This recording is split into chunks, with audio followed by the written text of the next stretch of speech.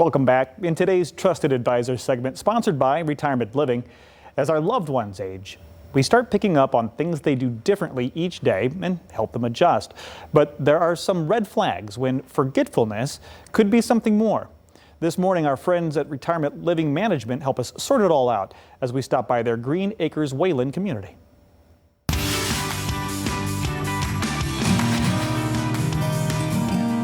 Families oftentimes know when they need to start looking for memory care. They're seeing things with their loved one, whether mom or dad. You start seeing things that just look out of place at the house. And that's when they start asking the questions. And oftentimes that's what I encourage families to come see me. We can figure that out together, sitting and talking and just listening and learning and being able to pull some of those things out because it is confusing. And if we can help before that, start pre-planning, preparing a plan for them, and be able to share that knowledge, that's our goal. And so often there's small differences between the two. In assisted living, you will have residents with dementia, with beginning stages of Alzheimer's, but they're not at a stage where it's majorly affecting their day-to-day activities. There's also not that risk of what we call elopement or leaving a facility. Trying to go home and not making necessarily the right decisions, that confusion. Maybe it's getting up in the middle of the night and feeling very confused. Once we start seeing those types of things, we're going to be encouraging a family to be looking more along the secure memory care route, which means we're going to have more of a secure unit, still private apartments for their loved one and all of the amenities and all those great things.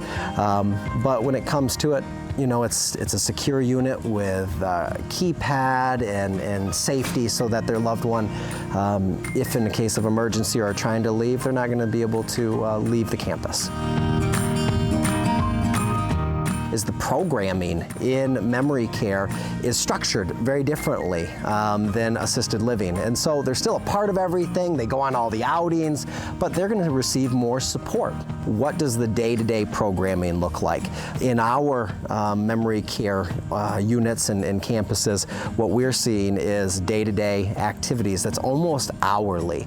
We have what's called a memory care assistant, which is very much a part of our activities team, where they're taking it upon themselves to perform different activities throughout the day, immediately right after breakfast, to maybe it's morning coffee and trivia that leads right into exercise class, that then transfers right into lunch where there's that whole process, and then maybe a little bit of downtime after lunch that then goes into the afternoon activity, maybe live entertainment, bingo, might be an outing, anything with our whole campus, whole community. But there's this continued process of purposeful activities, which helps when somebody is confused, has dementia, has Alzheimer's, is wondering where they're going, what they're doing. We don't give time to have those questions. We're here guiding and directing through the whole process.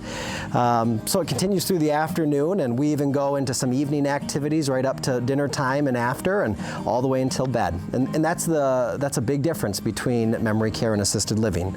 So those are programs that are purposeful, that bring hope, that bring purpose, and really supports your loved one through that process. So, just met with a son yesterday at a care conference, and he had moved his mom in about 6 months ago from another one of our campuses that was just assisted living, was unsure whether now's the time to move mom. Does she need this help? Doesn't she? She had just lost her husband during COVID season. There was a lot of things going on in her life, but she had started wandering outside of the building at weird hours of the day and the evening, and that's very scary. And so the family, with our guidance, determined to move her to our memory care unit. This resident now is thriving. And the reason she is thriving is because we are giving her activities and purpose and programming that allows her to use the skills that she's had her whole life.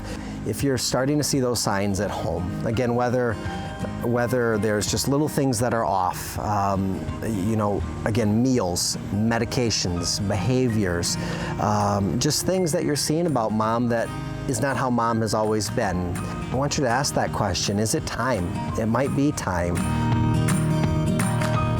Just coming in, having a meeting, having a cup of coffee, and we might say, no, it's too early. Hang on.